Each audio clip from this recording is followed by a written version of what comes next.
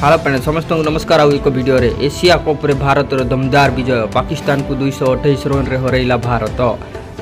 रो 356 run रे जवाब रे पाकिस्तान 128 रे सीमित 25 रन दे 5 विकेट नेला कुलदीप यादव 32 ओवर रे पाकिस्तान रो इनिंग समाप्ति Virat Kohli man of the match Virat Kohli और केएल राहुल को जबरदस्त शतक पाकिस्तान आगे 357 रन टार्गेट रखिला भारत पाई यही मैच बहुत गुरुत्वपूर्ण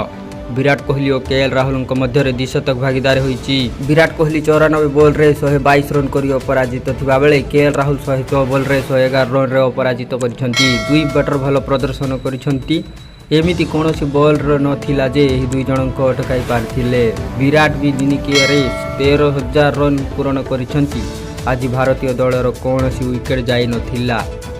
गत काली वर्षा हेतु 26.1 ओवर रु मैच रखा जाइथिला तेबे आज 24.2 रु मैच आरंभ होइथिला आउ भारत आज कौन सी विकेट हरैनी रोहित शर्मा 49 बॉल रु 56 रन करथिले शुभमन गिल 52 बॉल रु 58 रन करथिले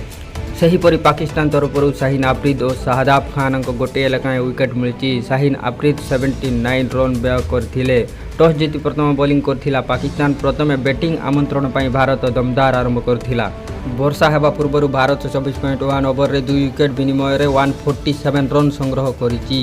दलर उभय ओपनर आउट होइछंती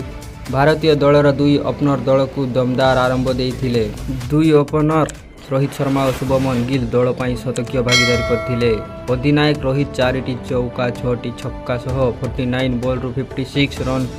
अर्धशतकीय पाଳି खेली सेहीपरि अन्यतम युवा ओपनर शुभमन गिल 52 बॉल रु 58 रन करी आउट होइथिले।